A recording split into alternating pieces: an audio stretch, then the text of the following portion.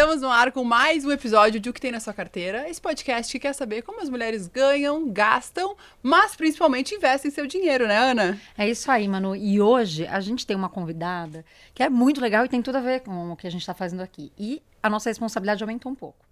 Porque ela é podcaster. E o podcast Exato! é muito legal. E eu acho que em homenagem a ela, eu vou começar a te chamar de minha marida também. Ah, eu acho que demorou pra gente se chamar Não de é marida também, eu acho. Eu acho. Super.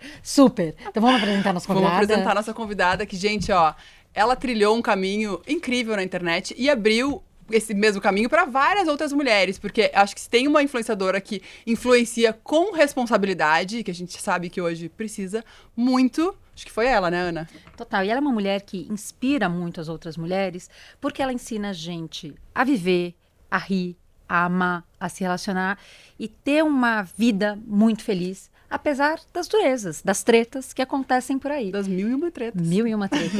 Então hoje a gente vai falar com nada mais, nada menos que ela. Júlia Faria, atriz. maravilhosa. Olha, mas eu corri pra apresentar, te contei. Vai. É porque são muitos, porque a gente admira muito, porque ela é atriz, jornalista, escritora, empreendedora e mãe da Cora, fofura. Gente, obrigada, que lindo. Obrigada, amei o convite. Ju, a gente tá muito feliz que você tá Não aqui. sei se eu sou a pessoa certa pra estar sentada nessa É, mesa. sim. Nunca falo sobre esse assunto, mas achei que a oportunidade era boa pra aprender com vocês aqui. Exato. Eu sou a audiência que vocês estão mirando, sou eu. Sou eu. Ó, tá bom. Tem muita gente que tá ouvindo já se identifica, porque é sim o lugar pra todo mundo falar sobre dinheiro e Com é justamente certeza. isso que a gente quer. Porque falar sobre dinheiro é tabu, mesmo entre as mulheres, né, Ana? Não só com Exato. parceiros, com homens, que acho que muitas vezes é ainda mais difícil, mas entre as mulheres a gente não pergunta quanto que ganha, como é que fez pra comprar aquele apartamento, aquele carro. É isso que a gente quer fazer aqui, né, Ana? Exato, tirar esse mito, falar da grana e aprender, perguntar, aprender a falar da dificuldade que você tem de relacionar, de olhar para uma planilha, ou de falar onde investe, ou de falar, putz, estou com dificuldade de economizar. Então, a ideia é trazer referência mesmo, Ju. E Isso eu tenho aí. certeza que tem umas boas histórias aí, não tem não? Com certeza, ó. Histórias tenho. Ju, mas a gente sempre começa nosso episódio voltando para a infância da convidada, para saber de que contexto ela veio, porque a gente acredita muito que os nossos comportamentos hoje eles são moldados na nossa infância. E acho que com dinheiro, com a nossa vida financeira, não seria diferente. Então, qual que é a tua primeira memória com o tema? Assim, como que dinheiro era tratado na tua casa? Eu venho de uma família que tá total enquadradinha nesse padrão que a gente tenta quebrar, né, ali. Eu lembro muito, eu tenho muitas memórias, minha mãe nem fica muito confortável quando ela me ouve falar disso, mas eu tenho essas memórias da minha mãe muito dependente do meu pai para fazer as escolhas dentro da minha casa, né? Meu pai sempre foi o provedor, minha mãe se dedicou ao maternar por 6 anos e depois ela voltou a trabalhar. Mas mesmo assim, mesmo quando ela retoma a vida profissional dela, ela estava nessa posição meio de as decisões serem muito do meu pai, né? Então, eu tinha um pouco essa memória, assim, nunca faltou nada em casa, né? Assim, ela foi uma mulher que, de fato, escolheu largar tudo para se dedicar ao maternar, enquanto muitas mulheres hoje em dia fazem isso por falta de opção, né? Não, ela foi uma escolha consciente. Mas eu lembro de situações em que ela queria ir no salão e não conseguia. Tipo, meu pai falava, mas esse é absurdo. Nanana. E aquilo me pegou muito num lugar de... Eu quero poder fazer tudo o que eu quiser sem ninguém decidir por mim quantas vezes eu vou no salão fazer a unha ou pintar o meu cabelo, sabe? E, por outro lado, no paralelo, meu pai também sempre reforçou esse discurso. Nunca dependa de homem nenhum. Então, cresci ouvindo meu pai repetir isso pra mim muitas vezes. Nunca dependa de homem nenhum. Acho até que eu, por muito tempo, assim, dediquei minha vida muito a construir e atrás mesmo da minha independência financeira antes de encontrar um grande amor, pensar em família, né? Fazer esse projeto consciente, assim. Parar e pensar nisso mesmo, assim. A minha prioridade era a minha independência financeira antes de qualquer outra coisa, porque eu sabia que só com ela eu seria capaz de fazer as minhas escolhas reais, Sim, né? perfeito. Tipo, desde com quem eu vou casar, até quero ou não quero ser mãe. Que bom que hoje em dia a gente já também fala sobre isso, Exato, né? que pode falar sobre isso sem ser julgada, né? Exatamente. Sabe que eu me identifico muito, assim, porque eu vim de uma família com muitos altos e baixos, e pra mim, a independência financeira sempre foi uma prioridade. E quando eu comecei a empreender, eu tinha como, assim, principal objetivo, apesar de, obviamente, amo o que eu faço, né? Achei que fazia sentido pelo contexto como um todo, mas eu pensava, é um negócio que pode trazer minha independência financeira. E eu acho que hoje as pessoas, às vezes, vão, eu quero trabalhar com o meu propósito, eu quero que seja... E eu acho que é uma armadilha tão grande, né? Porque muitas vezes, então eu vou ter um projeto paralelo, mas será que aquilo vai conseguir te trazer essa independência? Então, muito legal ouvir essa tua fala, né? Que eu acho que vem muito de encontro com isso. Eu também romantizei muito tempo, né? No meu trabalho eu era atriz, né? Eu tinha muito esse sonho desde sempre, assim, era o propósito, que eu achava que era. E muitas vezes a gente acha que é alguma coisa e fica batendo numa tecla que a vida não tá te respondendo, o negócio não tá acontecendo, você não tá pagando suas contas. Eu acho legal a gente falar dessa questão do propósito, da grana, porque a gente sabe que você também tomou uma decisão, porque você lá atrás, você fazia, né, na tua pré-adolescência, teatro, etc e tal, em algum momento você resolve ir pro jornalismo para poder ter dinheiro. Conta pra gente como que você tomou essa decisão, se a história do propósito te atravessou ou não. Muito. Conta. Muito. O teatro, ele veio primeiro, ele veio antes de tudo, né? Eu já vivia, eu já estava num grupo de teatro. Eu estava no grupo do Oswaldo Montenegro, que eu fazia peça, eu trabalhava em uma na iluminação, eu fazia tudo dentro do teatro. Ficava naquele teatro, ainda estava no colégio, ainda aí, no contraturno eu estava totalmente dedicada aos finais de semana com peça em cartaz, cheguei a ficar com 3 em cartaz e dinheiro nenhum eu ganhava ali, né? E aí, naquele momento, meu pai já me deu uma intimada e eu queria fazer artes cênicas na USP, eu já estava com todos os livros, isso era isso, bicho grilaço, assim, eu quero ir para esse caminho, eu já sabia tudo que eu queria. Aí meu pai falou, mas você já está trabalhando com isso, né? E vamos experimentar uma outra coisa, porque você já está fazendo isso e não está ganhando dinheiro com isso. Vamos ter um plano B. Meu pai me beliscava muito, me cobrando esse plano B para qualquer coisa, assim. E eu sempre gostei muito de escrever, amava escrever, e fui fazer jornalismo, ainda muito com essa... Quem sabe, então, eu posso mudar o mundo, né? Fazendo jornalismo, de alguma maneira. E quando eu me formei ali nos últimos 2 anos, eu já arrumei um estágio na Capricho, ainda estava com trocentas peças ao mesmo tempo. E na Capricho, quando eu entrei na Capricho, eu fui fazer 2 semanas disso para conhecer uma redação, assim. Eu acabei ficando e nunca mais saí. Daí eu fiquei 2 anos e pouco lá. Aí eu comecei, né, tive o meu primeiro encontro com a vida corporativa e foi uma delícia. Eu vi que eu sou capricorniana, né, então... Sabe ganhar dinheiro, sabe trabalhar. Então, assim, eu amei entender a hierarquia do mundo corporativo e subindo. Eu comecei, assim, organizando acervo e saí editando as capas da Capricho, assim, com 18 anos. Foi muito legal. Demais. E aí, quando eu saí, foi quando... Aí eu parei uma peça, só fiquei com uma e no final, nos últimos meses, eu já não conseguia ficar com mais nenhuma. E quando... O jornalismo engoliu minha vida e eu deixei o teatro de lado. O tempo todo aquilo era o que eu gostava. E eu me lembro de fotografar as capas no Rio com as atrizes, algumas que já eram minhas amigas. E eu olhava, às vezes acompanhava um set de gravação junto do dia da... Me dava um negócio do tipo, putz, eu queria estar aqui também. Aquilo me... Né? Por que essa oportunidade eu tô deixando de lado? E aí eu pedi demissão na Capricho. Eu tava assim, faltava, sei lá, 2 anos pra acabar a faculdade, tava no meio da faculdade. Eu pedi demissão na Capricho. Falei, vou voltar pro teatro. Aí, 1 semana depois, a Daniela Falcão me liga pedindo pra ir pra Vogue, me convidando com um convite de ir pra Vogue. E eu tinha 18, 19. Era o sonho, tipo, das minhas chefes, aquele convite. De qualquer pessoa, naquela época, assim, aquilo era muito grande. E eu lembro de chegar... E meu pai trabalhou com publicidade, né? Muitos anos. Meu pai falar... Nunca vi com essa sua idade, tipo, uma oportunidade. Não tem como você negar uma oportunidade dessas. E ali eu já sabia que não era, mas eu falei, não tem como eu negar. Uma oportunidade começa. Aí eu fui, fiquei até me formar na faculdade, fiz uma história linda lá, amigos maravilhosos. Aí quando eu me formei na faculdade, eu falei, não tô completa, não tô feliz. Aí tava terminando um namoro ali ao mesmo tempo, aí terminei a faculdade, foi o momento perfeito. Eu juntei minha malinha, voltei pro Rio, que nasci no Rio, mas fui criada em São Paulo. Desde os 4 anos minha família mora aqui, meu pai foi transferido, aí eu fui sozinha pro Rio. Também foi uma boa desculpa para sair de casa, sem meus pais sofrerem muito, né? Eu fui fazer uma pós-graduação em artes cênicas no Rio. E oficina da Globo, de atores da Globo, entrei lá, e daí comecei minha história nas novelas. Mas sempre eram, tentando encurtar aqui a história, sempre eram personagens menores, a influenciadora não existia ainda, né? Essa profissão, ela não tinha. Tava começando a ter, tipo, tinha 1, 2 blogueiras que ainda era falado super no pejorativo, com muito preconceito, com muita resistência, principalmente do mundo editorial, do jornalismo, né? Tipo, todas as pessoas que eu conheci, que eu passei, que eu trabalhei, né? Olhavam com... Diminuíam mesmo, como pessoas que não tivessem nenhum conteúdo, nenhuma profundidade, nenhum conhecimento. E aí eu no Rio... sei lá, não me lembro, eu fiz 2, 3 novelas.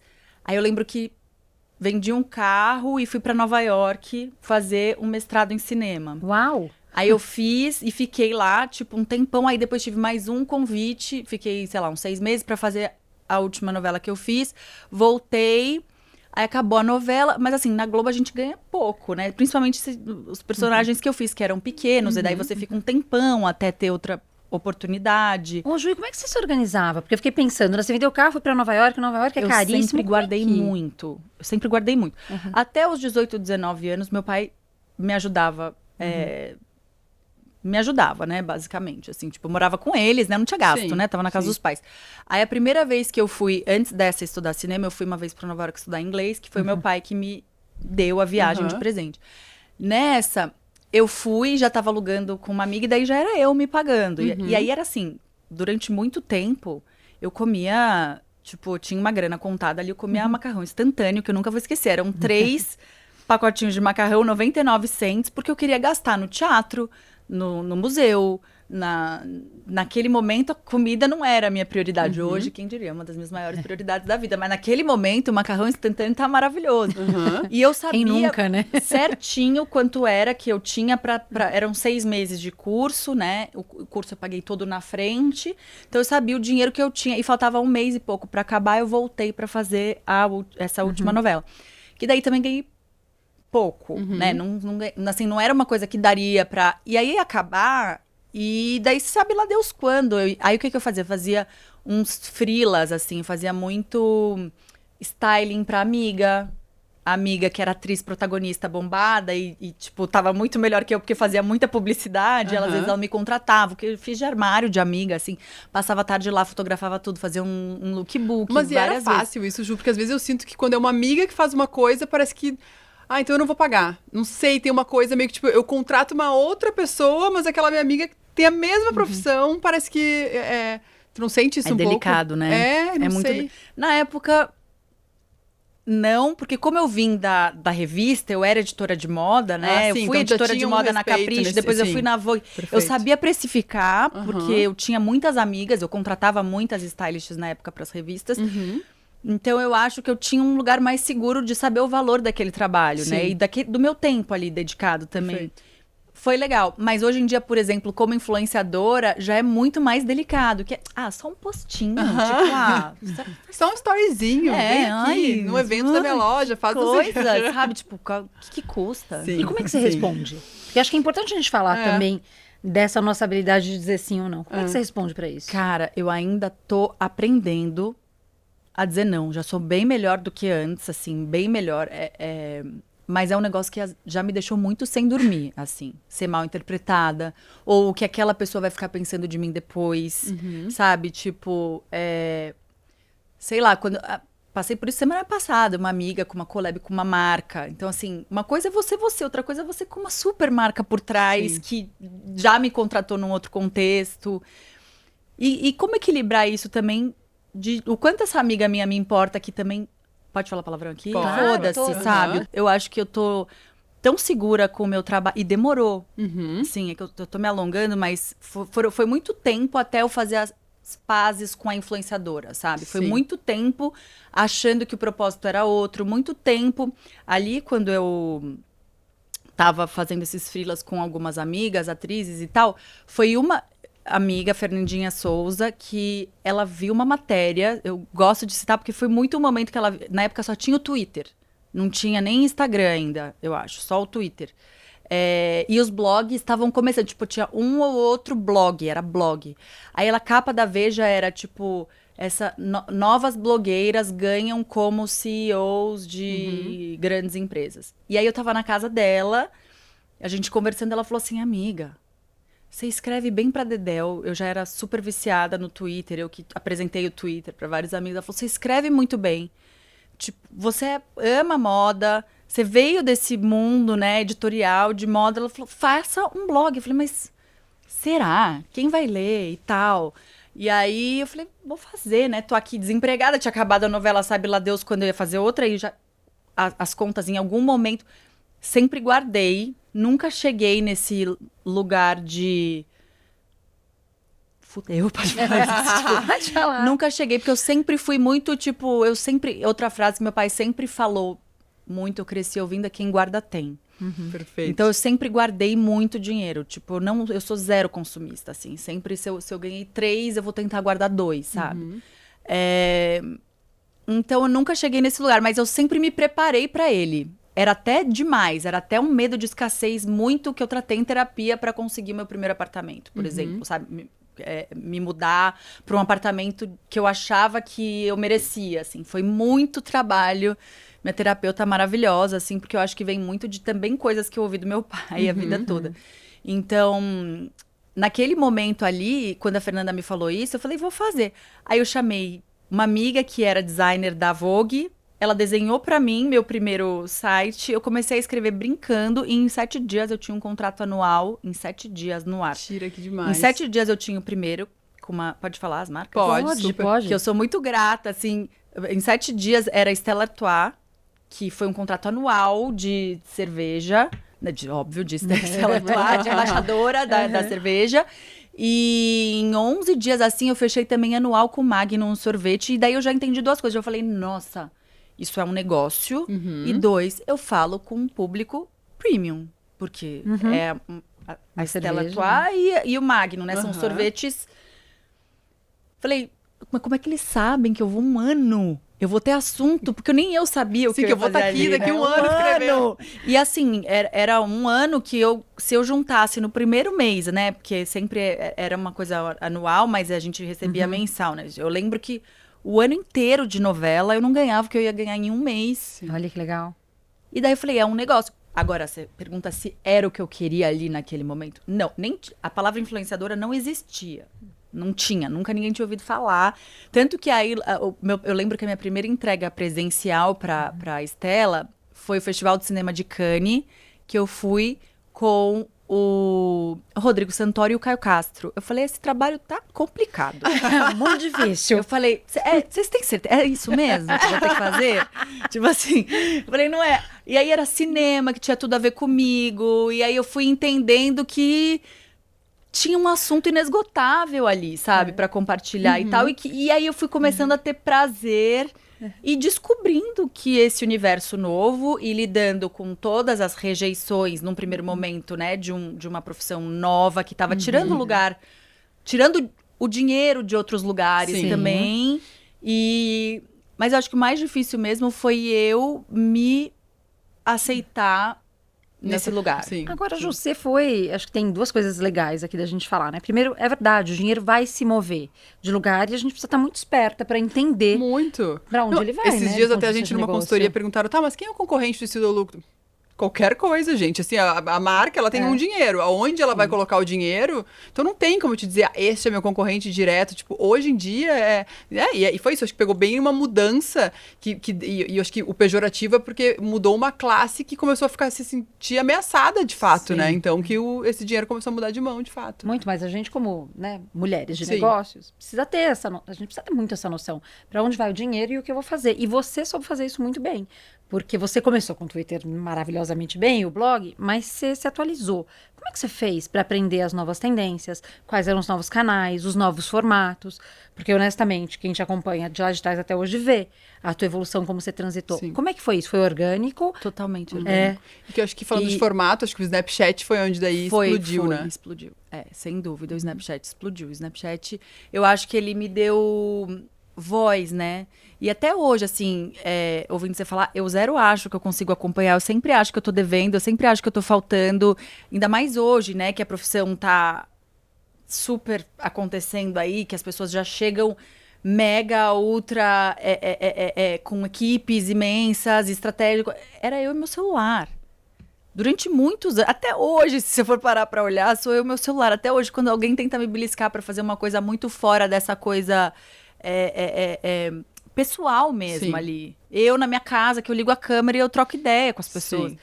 Pra mim ainda é desconfortável, eu ainda procuro esse lugar, eu vejo... E eu acho que tem espaço pra todo mundo, mas eu acho que eu sou de uma geração que a gente era muito mais ouvida do que vista, assim. Sempre. E aí, quando o Snapchat veio, sacramentou isso, assim, muito, porque trocava altas ideias, né? Então, eu fiquei solteira um tempão, viajando muito a trabalho. Então, meu quarto, a câmera, a gente refletia sobre tudo e elaborava junto. Então, todas as fases da minha vida, eu ia trocando, ia aprofundando. E aí foi quando, no lançamento do meu primeiro livro, que eu fiz uma turnezinha, assim, né? Que eu comecei a conhecer muitas seguidoras. Foi quando, assim, eu fiz as pazes 100% com a minha profissão, com o lugar que eu ocupo. E entendi que era isso mesmo.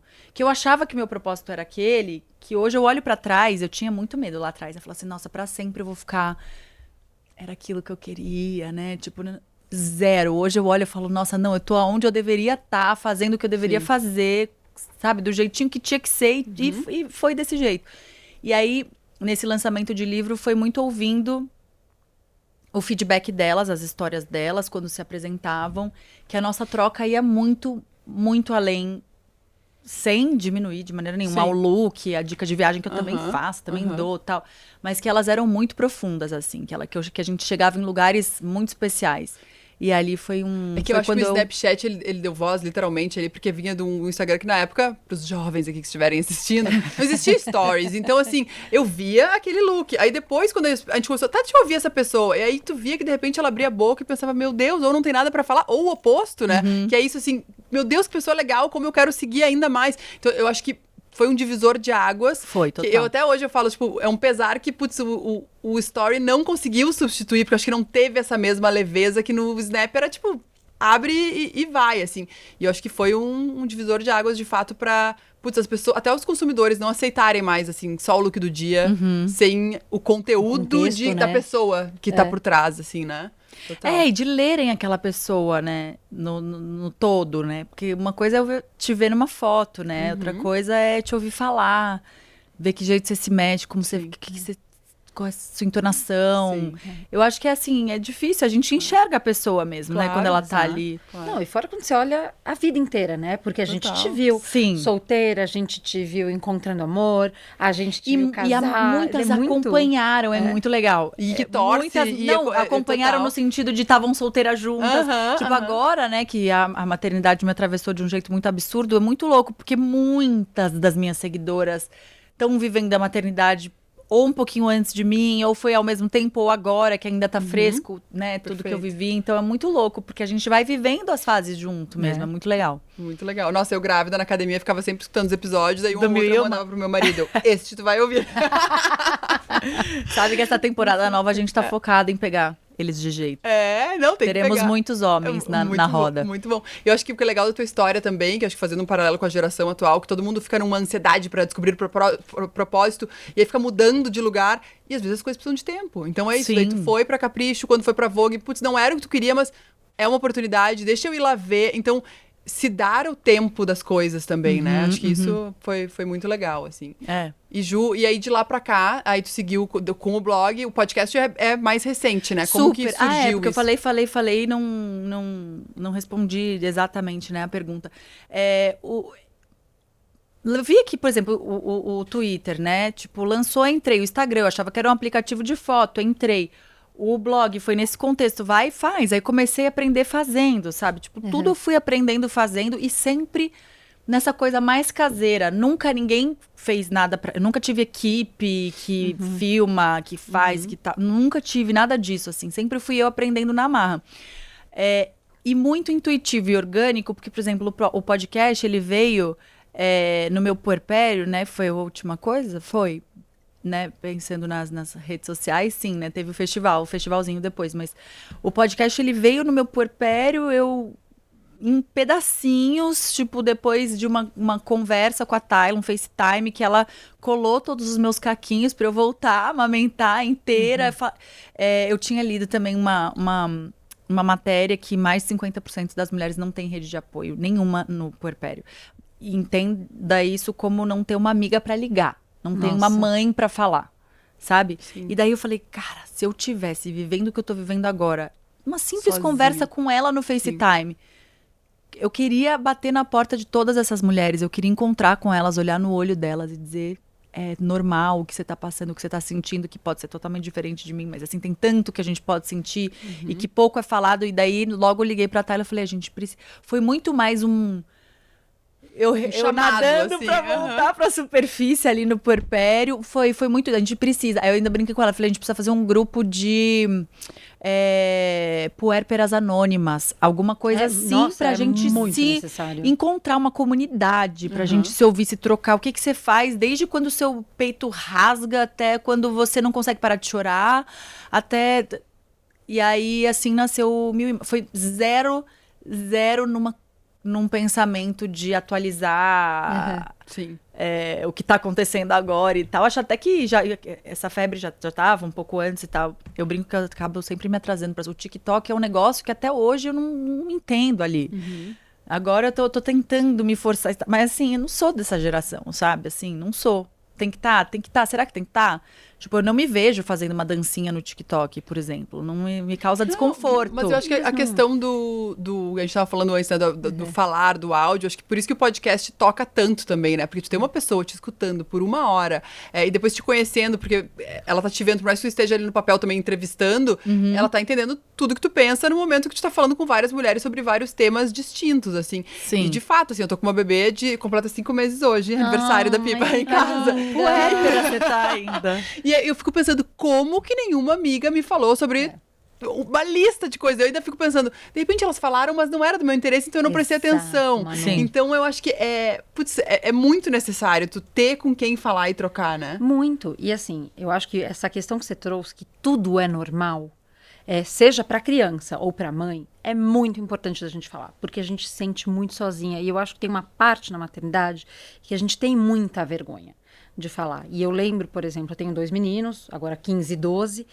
e eu lembro que na minha primeira licença maternidade, essa coisa ainda de alguém te ajudar, eu tive uma amiga que foi muito especial. Ela entrou na minha casa, a Gabi... Nunca mais esquece, né? Você nunca mais esquece essas pessoas. Não. Gabi Spring, que é você mesma, viu, minha amiga? Ela chegou na minha casa e ela falou assim, Ana, o Thiago está bem. Você precisa sair da sua casa. Porque eu não conseguia imaginar uma vida que eu saísse de casa do lado do meu filho. E eu ficava esperando, por exemplo, muito o meu marido chegar do trabalho. E se ele chegasse 5 minutos depois, eu ficava maluca. Ai, gente, porque eu estava doente, eu não entendia. Então, essa questão de você poder falar, de ter um olhar do outro... Mas você não sabia nem nomear 15 anos atrás. Nem nomear, imagina. Imagina. E eu vivendo isso agora, até mesmo pra vir pra cá gravar, né? Acho que a Ana compartilhou um pouco, né? Esteve presente nessa decisão, porque eu ficava... Não conseguia mais tirar leite pra deixar leite pra um dia. Então eu ficava, não consigo agora, não consigo...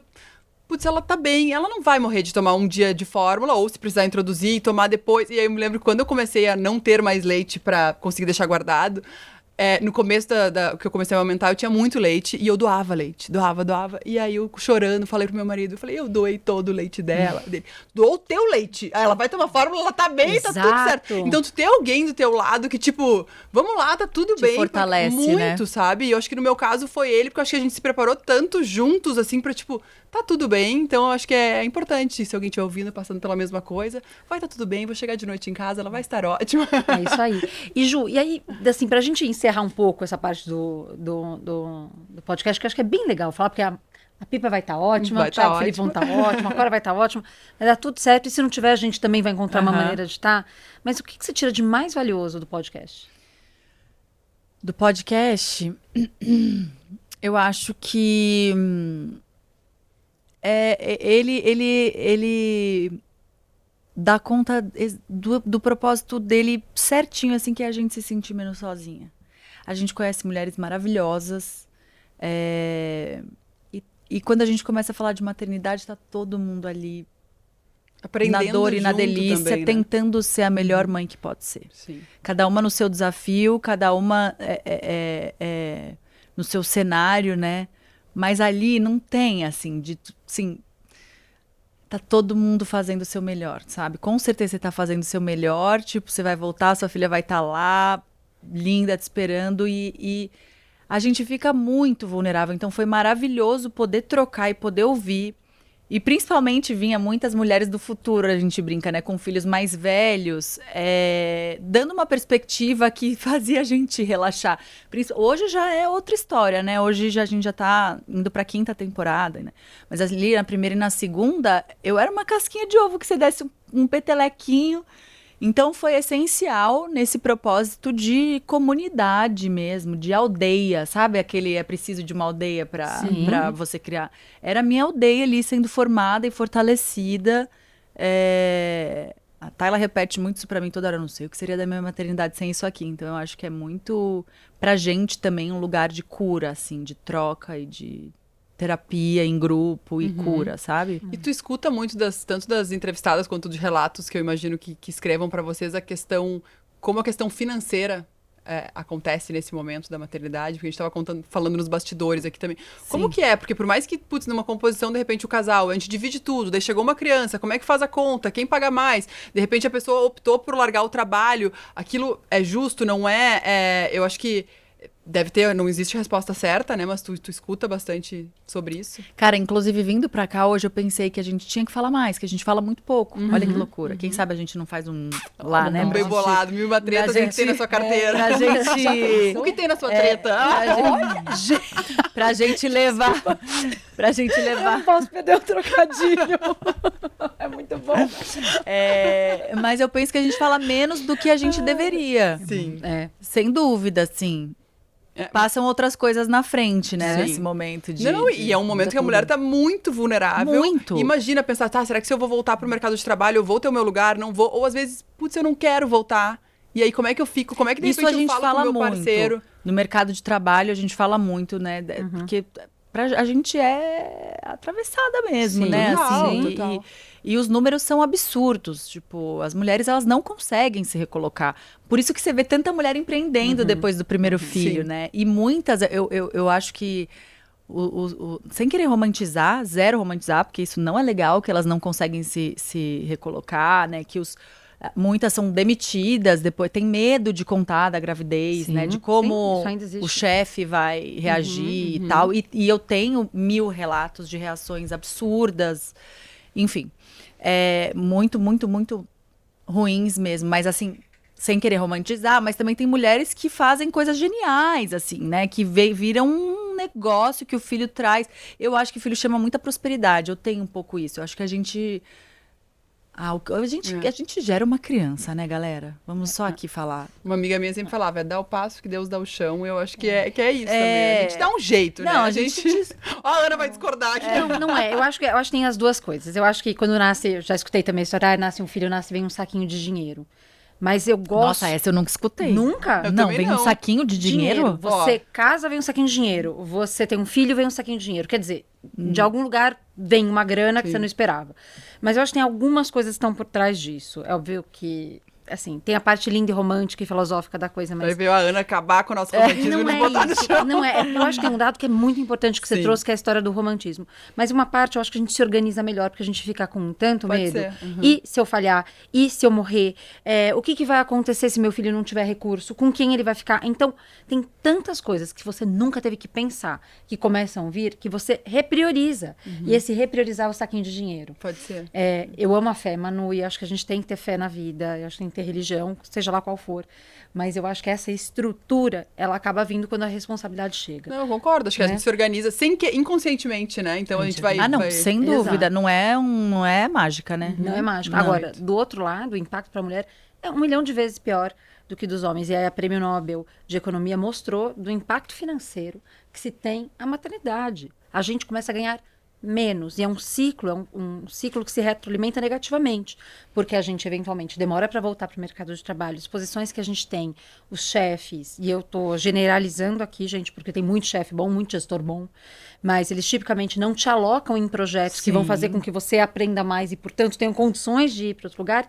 E as pessoas usualmente não perguntam para você o que você é capaz ou não de fazer. Manu, a gente nunca imaginaria que seria capaz de você estar aqui com 5 meses se a gente não te perguntasse que você estava disposta para fazer isso. Então, se a gente supusesse que você não poderia estar aqui, a gente talvez tivesse acabado. Exato, entendeu? exato. As nossas temporadas. Então, a gente que é mulher precisa falar disso para ajudar as outras mulheres a se equiparem nessas conversas, porque embora a gente fique mega fera e forte, eu concordo com você nisso, Ju, a gente também tem que ajudar essas mulheres a defenderem os seus lugares no trabalho. Desculpa estragar o rolê mas a aqui, gente tá a gente tá na mesmíssima página, totalmente na mesma página. Concordo eu acho que 100%. Pensando no estilo da Luca agora, né? Eu tenho a Clau, que trabalha comigo, maravilhosa, beijos pra Clau. Ela teve bebê 3 meses antes que eu. E a licença dela tava acabando um pouco antes da minha. E eu falei, putz, eu tô em casa vendo que eu não tô nem perto de pronta pra voltar presencialmente como eu tava antes. Como é que eu vou fazer ela passar por isso, assim? E então a gente conversou, tipo, quando tava acabando a licença, Clau, ok pra ti voltar uma vez por semana, ok, então vai ser isso, até ela sentir que, assim, ok, então agora... Somos uma empresa de mulheres, então como é que a gente não vai ouvir e estender a mão? E, né, óbvio, tem naturezas de negócios diferentes, dependendo do cargo, teria um cargo presencial, então acho que abrir possibilidades quando é possível, eu acho que é muito legal também, né? E eu acho que seria diferente se fosse um homem que, putz, acabou, vamos lá, bora, né? Então... Não, mas você vê que loucura, assim, você passando por isso... conseguiu parar pra olhar, mas você precisou passar por isso pra enxergar, porque não dá. E imagina o homem, eles não têm nem a lente exatamente, porque por mais que eu, mulher, antes, não tinha ideia do trabalho que é, de tudo, né? Então hoje eu penso, assim, meu Deus. Vou dar um exemplo me expondo totalmente, né? A babá da minha filha, que eu adoro, na hora de contratar, quando eu comecei a conversar com ela, ela me contou que tinham 2 crianças mais novas do que... da minha idade, da minha mais nova do que o meu. Na hora, meu coração, primeiro, falou... Não vou contratar, pensei. Uma dor no meu coração de imaginar essa mulher longe dos filhos, tipo, passando mais tempo durante a semana com a minha filha do que com os filhos dela.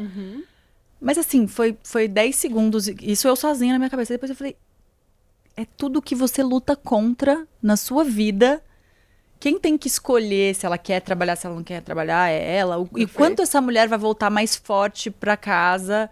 né, e tipo, com a grana pra pagar o que ela precisa e tal. Aí eu falei, é isso, mas assim, você vê que a gente tá, é muito complexo mesmo, a estrutura tá muito enraizada, é muito difícil. E é muito difícil quem não passou por isso entender também, então eu acho que é por isso que é importante falar, e é isso, às vezes falar, quem não passou não vai colar naquela pessoa naquele momento, né? Então eu acho que é um serviço, de fato, muito legal que vocês prestam ali, né? A gente tenta. Mas é isso, chegar nas empresas, assim, é um gol muito, porque é muito complexo, né? Muito. É muito complexo. Quem não passou a entender, olhar para essa mãe com todo o direito que ela merece, né? Sim.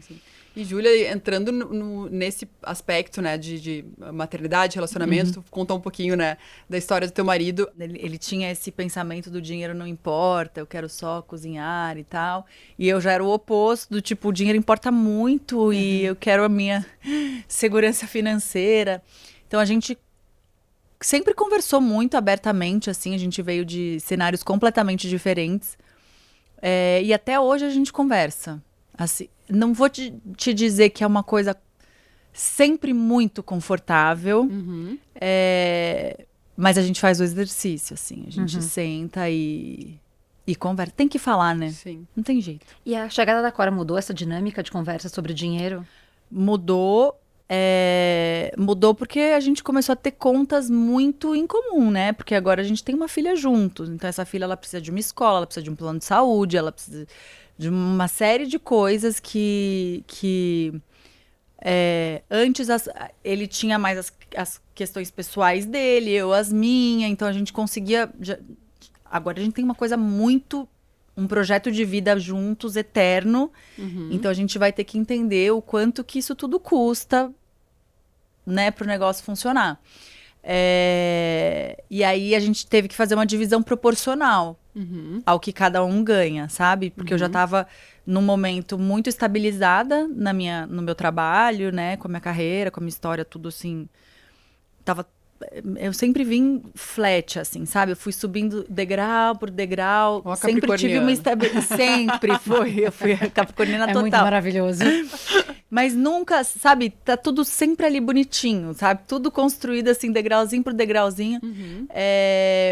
E quando a gente se conheceu, eu já tava no momento de colheita. E ele ainda no momento de plantar, assim. Então, eram momentos muito diferentes da vida, assim. Sim.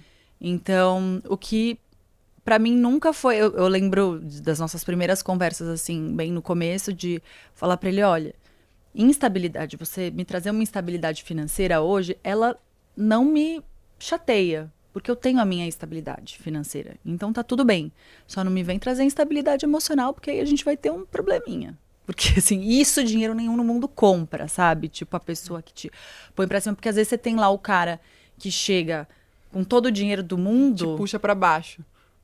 E acaba com você emocionalmente. Tipo, te faz acreditar que você não é capaz de dar um passo, sabe? Não dá. Então, eu me lembro muito de ter tido essa conversa, assim, bem no comecinho. Então, tá tudo bem se a gente tem fases de vida diferentes. E vão ter momentos, assim, cada um com seu momento. Tipo, vai ter uma hora que a gente troca e tudo bem, sabe? Sim. Falei, o que pra mim não é negociável é a minha estabilidade emocional. E aí, quando chega filho, então, não que a gente consiga controlar isso o tempo todo, porque o filho chega, a gente fica meio louca, né? Mas esse é o meu goal, assim, porque é isso, né? Que importante que é eu ter tido essa minha independência financeira cedo. De poder não me preocupar com a instabilidade financeira do outro, né? Você falou muito no 1001, quantas histórias e quantos relatos eu recebo de seguidoras presas em relações de abuso, presas em... Porque são totalmente dependentes, porque sem aquela pessoa que bate nelas, elas não conseguem alimentar os filhos, então... Exato. Não, e essa questão de liberdade, ela é fundamental. Liberdade ou não liberdade, ou falta dela, é muito importante falar. Porque tem relações absolutamente tóxicas. A gente teve uma das conversas aqui que foi muito pesada nesse sentido. Porque essa mulher consegue se libertar, então, nessa história. E ela fala, né? Dessa importância do cuidado emocional, das relações. Então, se a gente puder, acho que tem uma mini... Não é uma dica, mas é um olhar para as mulheres todas. É que elas cuidem, né, do seu dinheiro, para que elas possam pegar sua mala e sair quando elas precisam, para que elas possam pegar seus filhos e criar outra história. E eu adoro que você fala, que você traz essa conversa da estabilidade financeira e estabilidade emocional para o casal, porque ela te cria vias de saída, você não fica tão presa. Zero presa. Zero presa. Que bom que você fez isso, Ju, porque eu acho que exige muita maturidade. Da mulher e do homem também para escutar. Sim, total. E de você, né, topar um caminho, assim, para isso. E o teu maior importante. sócio de vida, assim. Então, se a gente não puder falar e traçar os objetivos e entender, ok, nesse momento eu estou mais estabilizada, daqui a pouco pode inverter. Quem sabe, então, né? Nunca Quem sabe. Não sei. Ali você olha o mercado da influência, né? Ele tá tão saturado. Eu falo, quanto tempo eu tô fazendo isso? Sei lá, 15 anos, né? E eu tenho uma comunidade muito fervorosa e maravilhosa e parceira e fiel mesmo, assim. Falo, mas até quando? Eu brinco com a Tata e falo, até quando será que essas pessoas vão... Todo dia mês eu falo, o que eu vou inventar agora? Aí eu inventei o festivalzinho. O festivalzinho foi alguma coisa que eu inventei também dessa demanda. O 1001 eu nem enxergo... Eu enxergo zero como veia empreendedora. Foi uma necessidade de existência mesmo. Mas se tornou assim, um negócio. Muito se tornou legal. um negócio, mas assim, naquele momento ele não... O festivalzinho, ele já veio de uma demanda reprimida minha, né? De um negócio que bate e tal, mas com uma visão de negócio a longo prazo, sabe? Como é que foi? Como é que ele surgiu? Surgiu, eu sempre fui uma fissurada por festival, né? Festivais pelo mundo, sempre, solteira, sempre. E... O Cadinho, que é o fundador do Rock the Mountain, que é um festival que tem lá em Itaipava, grande amigo, foi comigo para vários festivais. A primeira vez, com 6 meses, minha filha com 6 meses, a primeira vez que eu saí de casa, fui ver a luz do dia sem ser no pediatra, foi no Rock the Mountain, aniversário da Tayla, que eu fiquei sexta, sábado e domingo. E minha filha com as avós, eu a bomba de leite, tipo assim, desesperada. A Luana chegou, eu no banheiro, no telefone, bomba de leite. E quando eu cheguei naquele ambiente, eu lembrei que existia vida e eu lembrei o quanto aquilo era necessário, sabe? Era vital pra mim, aquele ambiente. É uma coisa que eu sempre gostei muito.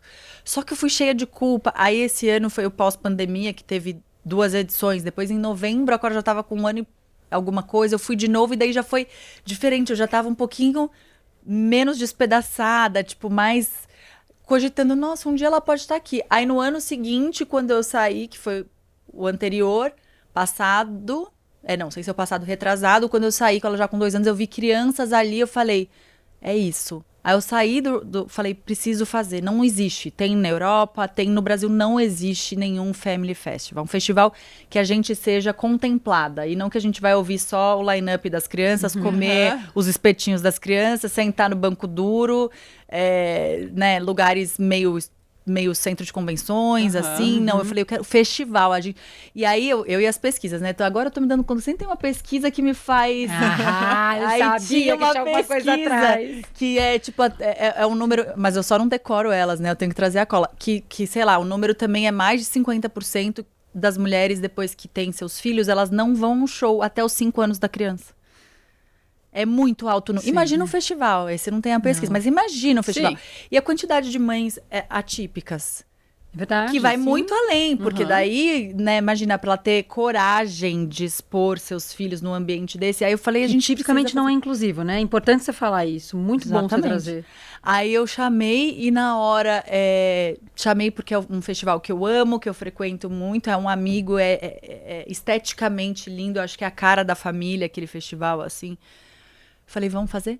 Aí na hora ele falou, vamos fazer. Daí uma semana, foi um papo. Uma semana ele me apresentou a Camila, que trabalhava já com ele no Rock the Mountain, que tem uma bebê da idade da minha, que hoje é minha alma gêmea da vida. Viramos os 3 sócios e falando, vamos. Isso foi em fevereiro.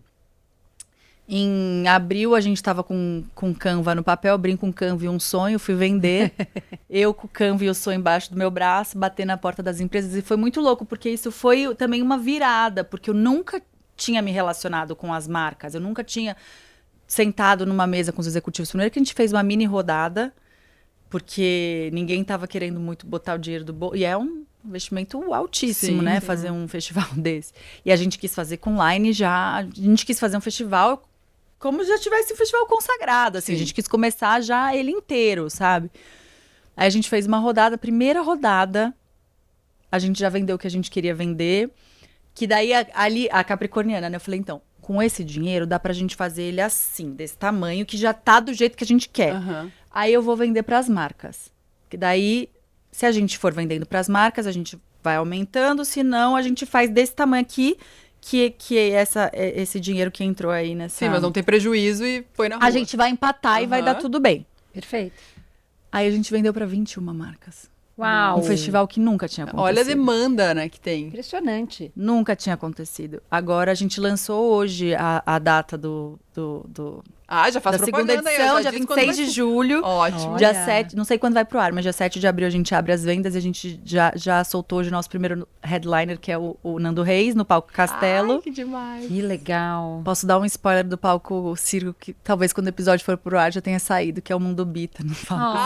É muito legal, porque a gente mistura o Mundo Bita com o Nando Reis, isso é maravilhoso, entendeu? Demais. E assim, as marcas, agora, e é maravilhoso, porque eu fui vender um projeto que eu só tinha o Canva e as pessoas confiarem. Aí eu vi também o quanto eu construí minha história direitinho, assim. Sim. Perfeita. Porque sentar, né, eu na mesa com executivos mega gigantes, apresentando meu Canva, meu sonho ali, e eu entendi que vinha muito da minha história, da responsabilidade, até que eu fiquei orgulhosa, assim, você ter... Porque eu nunca parei muito para pensar nisso, mas ao mesmo tempo eu penso nisso todos os dias, porque eu acho que é o que traz essa fidelidade ali com a minha audiência, porque é muito tempo para construir, um segundo para você E acho que essa é a parte mais difícil da profissão, você falar não para um monte de dinheiro Total. em nome da responsabilidade, em nome dessa relação, né? Essa curadoria tão minuciosa. Sim.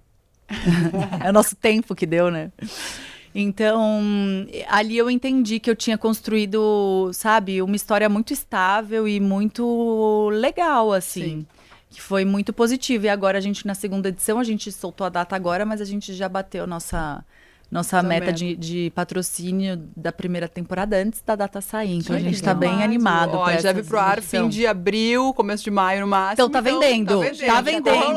Tem link no A gente vai botar Instagram na do descrição festival. aqui Bota também, na ó, descrição. perfeito. Nossa, eu vou ter que voltar pra maternidade. Você sabe que quando os meninos nasceram, eu tinha muito essa aflição de o que eu vou fazer com eles, né? Que a gente tava falando offline. Eu não sei brincar do que eles querem. Eu talvez não queira brincar do carrinho. O Thiago tinha mania de fazer. Ele tinha uma garagem de carrinho. Você fazia os carrinhos, não sei o que. Eu não queria brincar daquilo. E aí, em algum momento dessas coisas, da gente buscar referência, o que apareceu foi um pediatra falando assim: brinca com ele, com seus filhos, daquilo que você gosta de brincar. E aí a música sempre foi uma coisa que a gente sempre amou como família.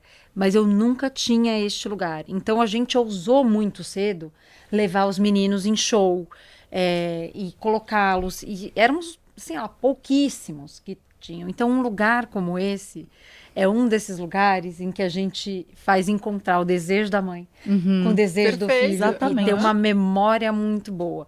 É uma sacada brilhante, Ju, assim, de verdade.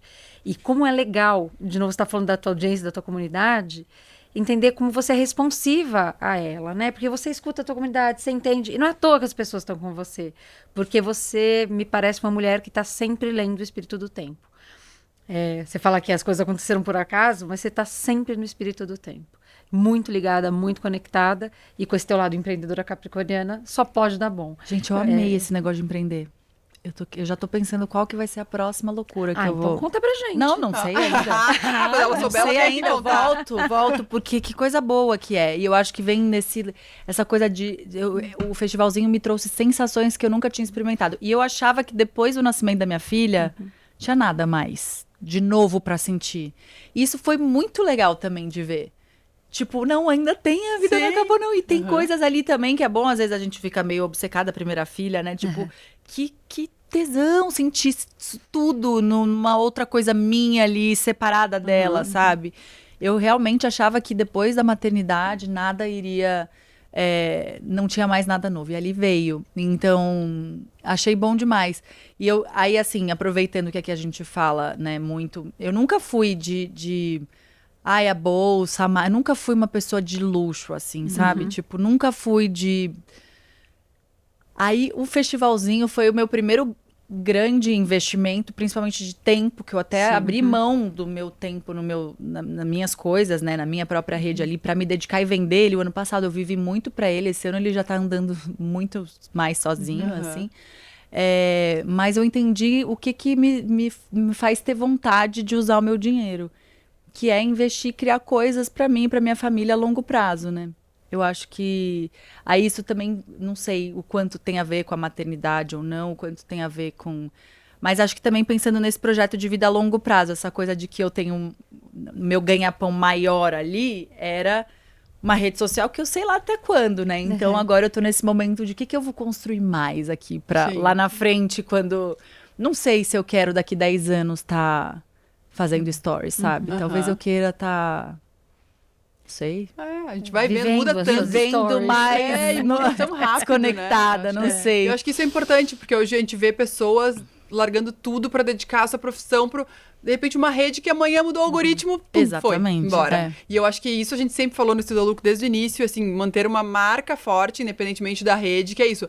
Júlia Faria no Snapchat, no Instagram, em qualquer lugar, assim, o teu nome é a tua marca mais forte, assim, porque hoje tem, aquela TikToker que a pessoa não sabe nem o nome, que faz o vídeo estilo sei lá. Tal. Mas se o TikTok acabar, ninguém lembra o nome dela pra ir buscar ela em outro lugar, assim, sabe? Então, acho que é isso, acho que tu conseguiu fazer de uma maneira admirável, assim, então, muito legal. E ter os dois pés, né? Quer dizer, um pé aqui e outro ali, que nem a Gabriela ensinou pra gente. Exatamente. Um pé em cada canoa. Um pé em cada canoa.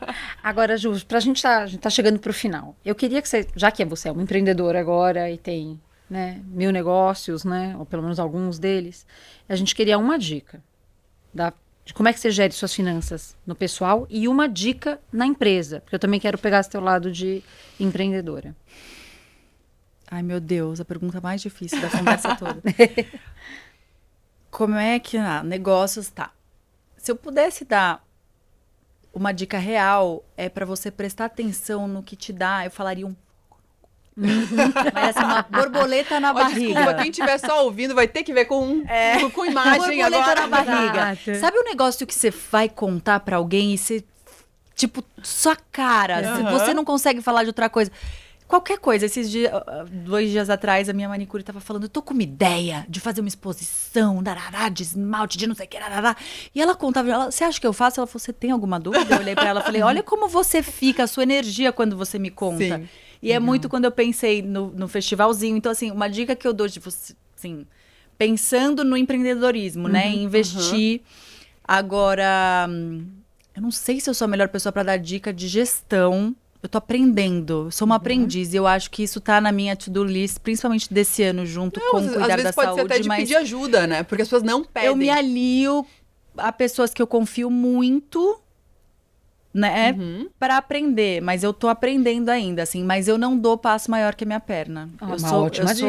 Eu sou medrosa. Não sei se é boa, porque tem tantas histórias de gente que dá, né, e daí o negócio reverte e tal. Mas eu sou muito medrosa. Que a gente fica sabendo, né, mas o tanto de ficam pelo eu sou caminho. medrosa. Então, assim, para eu investir em alguma coisa, eu tenho que ter uma segurança, sabe? Assim, então, qualquer coisa, desde um investimento pequeno na minha empresa, até num negócio novo, até uma mudança na minha casa. Eu sempre... outra coisa que eu ouvia muito do meu pai, né? Que até eu falei, a gente não entrou na coisa do... Eu lembro do meu primeiro apartamento, que era um aluguel. Meu pai falou, como você vai arcar com esse aluguel? É um absurdo esse dinheiro e tal. E foi muito louco que quando eu criei coragem e fui, rapidamente, eu dei conta dele com muita tranquilidade. Eu quase não tive coragem.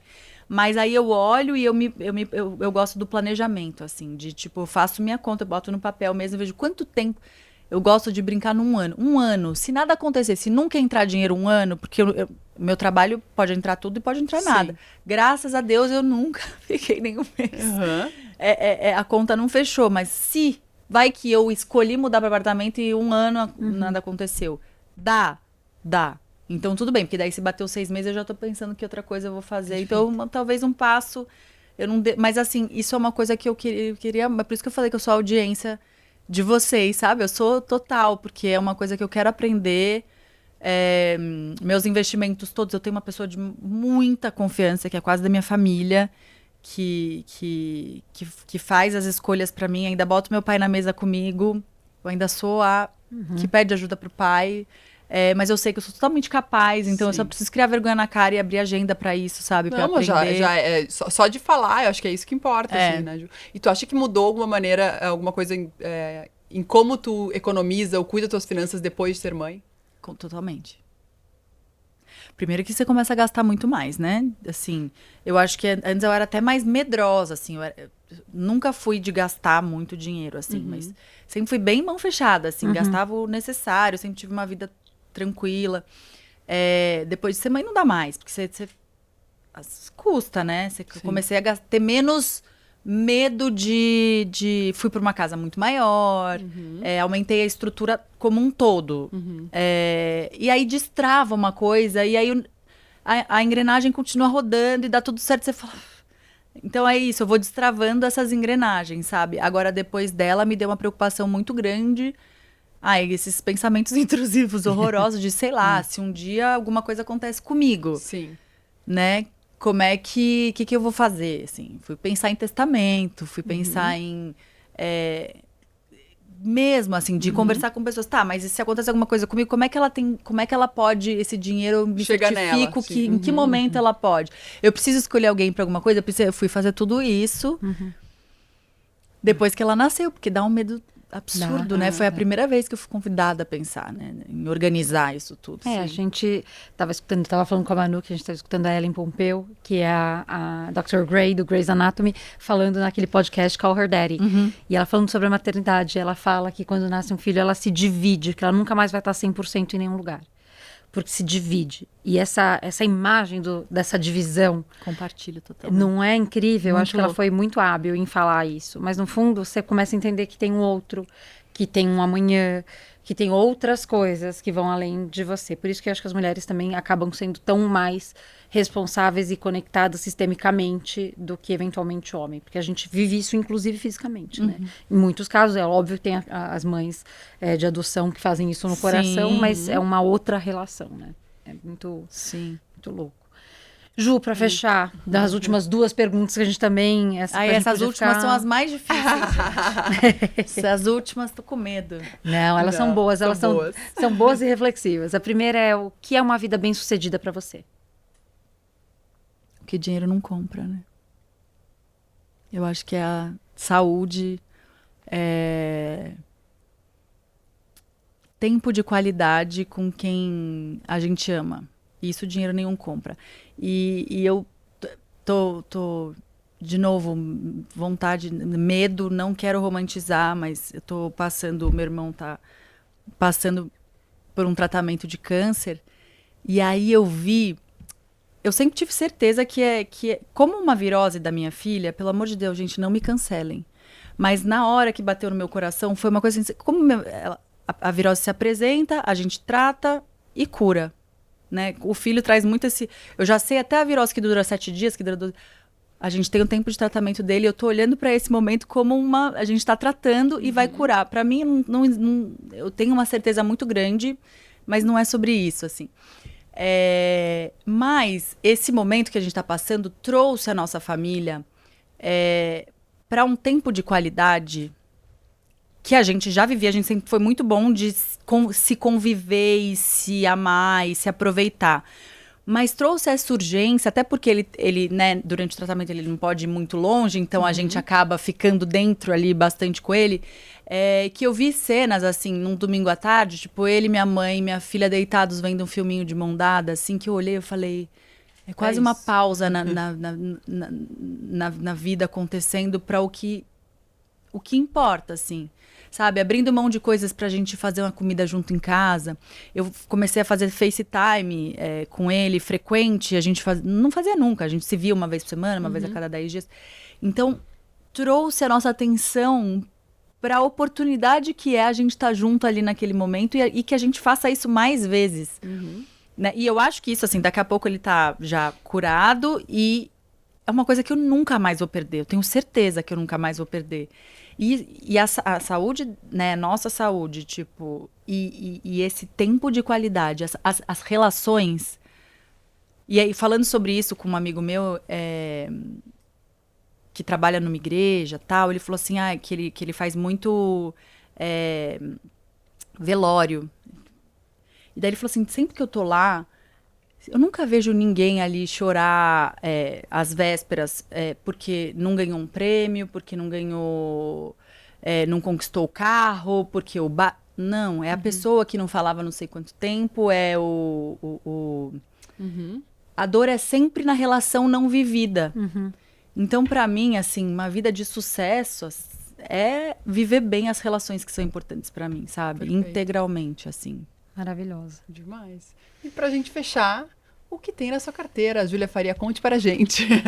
Essa é a pior de todas, que não dá nem pra pular, porque é o nome do não dá nem pra falar, vamos pra próxima. Ó, um pouquinho de várias coisas, mas muito conservadora. Muito, muito, muito, muito, muito, muito conservadora. O melhor conselho que a gente tem é assim, diversifica, coloca um pouquinho em cada coisa, acompanha, não seja super gananciosa, porque a verdade é assim, se a gente achar que vai fazer uma aposta, colocar tudo no lugar e aquilo ali vai estourar, a gente tem uma chance muito grande de dar errado. Você vai ganhar muito em uns, um pouco menos em outros, mas o preço médio vai ser bacana. A gente tá hoje A gente tá sacaneando, porque eu tenho 1,85, a Ana tem 61,5. A gente falou, a altura média tá maravilhosa. É isso. Mas, Ju, é isso. Não, Você eu vai vou começar abrir desse pra jeito. você olhar e me falar. Combinado. Eu te falo, aí você já Tá. fica A linda, gente tem que fazer maravilhosa. nosso grupo, que a gente Você fala, já né? Fazer fala. o grupo, todo mundo que vem, a gente se dar Exato. dicas. Todo mundo quer que você dê uma olhada? Não, assim, só eu. nem sou super expert de investimento, a verdade é essa. Mas eu Claro sou que é, Ana. Eu também, quando foi o meu episódio, eu falei, Ana, dá uma olhada aqui só pra garantir. Não, só uma, tipo, só ali, ó. uma Quando a olhadinha. gente estiver ali agora tomando um café antes Dá de ir uma embora, você só dá um tchururu ali. Exatamente. Um chururu. Exatamente. Um tchururu pra ver se tá diversificado o suficiente. Tá diversificado, tá bem diversificado. Eu não boto mais. Eu divido. Bom, tem um pouco no ótimo. banco, É. um pouco. Tá, Ótima é isso aí, corretora. é. Na corretora Corretora. deve ter instrumentos diferentes. É, nada mais do que. Mas valor eu não. Ah lá, a gente tem problema de falar em valor. Uma quantidades ok em cada um. Offline a gente fala dos Offline valores. a gente fala. E é isso, a gente vai se acostumando. Você sabe que, pra finalizar, e essa é uma historinha antes da gente dar tchau pra todo mundo, uma vez eu tava conversando com um amigo meu, que é um querido, eu adoro, o Rodrigo, e ele foi meu estagiário, meu trainee lá atrás, e a vida passou, 20 anos depois a gente se encontrou, e eu perguntei pra ele assim, Rodrigo, quanto você tem aí de dinheiro? Ele tava almoçando, ele fez assim, ó. Ele falou, como assim, Ana? Eu falei, ué, eu quero saber quanto você economizou nesses 20 anos pra gente, né, falar da sua vida. Aí ele Em me choque. falou um número em choque. Eu falei, nossa, Rodrigo, que orgulho de você, não sei o quê, né. Tem muito mais do que eu tenho. E aí, continuamos a conversa, corta, passam alguns meses, ele me manda ali, Ana, alerta de textão, manda um WhatsApp gigante me contando de como essa pergunta foi importante para ele. Porque como essa questão de um amigo teu virar para você e falar assim, quanto você tem mesmo, Manu? Deixa eu lembrar, é uma coisa tão inusitada que a gente não tá preparado. Eu acho que eu tenho uma amiga que eu já troquei o valor real. A sua marida, né? Eu espero, eu imagino que seja a sua marida. Não, e que temos uma realidade parecida, assim, né? Exato. Sim. E aí foi Mesma muito profissão, curioso. digo, mesmas, né? E aí, enfim, é isso. Mas você tem alguém que você já fez. Não, na Mas verdade, é um a minha marida... exercício. Não, eu tenho 3. Ah, boa. Minha marida, Fepa e Helena Barbeiro, 3, que tem Ó, acesso. muito maravilhosa já. Isso. E essa é uma boa, aliás, lição de casa para todo mundo. Pergunte para sua melhor amiga quanto ela tem. No banco, depois me conte a reação, que eu quero saber. Eu ia falar, me conte nos comentários, não me conte a reação, né? A gente tá ótimo. Pergunte pra sua amiga, depois dedure ela aqui. Ai, Muito gente, bom. muito bom. Ju, foi Gente, demais amei. te conhecer. Falei muito, né? Não, Mano, foi gente, eu ótimo. falo muito. Não, amei, A gente também. Então é isso aí. A gente já falou que os próximos temporadas tem que ter horas de conversa. A gente vai até mudar, tirar essa mesa daqui, né? Exato. Vai ter vinho ao invés de água. isso aí. Vai Ai, ser assim. vinho ia ser muito bom. Não, daí sai todo mundo contando de fato todos os valores. É brincadeira, Pra gente. acabar. Ai, Ju, amei. demais. Ana, Eu amei, gente, Eu também amei. muito. Ai, Foi mais demais. um episódio maravilhoso. Eu vou correr pra pegar esse voo, então, e dar mamar pra essa criança, porque nessa mesa eu posso falar mais do que qualquer outra, né? Então, Com certeza. é isso, gente. Muito obrigada. Compartilhem esse episódio com todas as mulheres que vocês conhecem, pra gente chegar ainda mais gente e acabar com esse tabu que é falar sobre dinheiro. Um beijo e até semana que vem.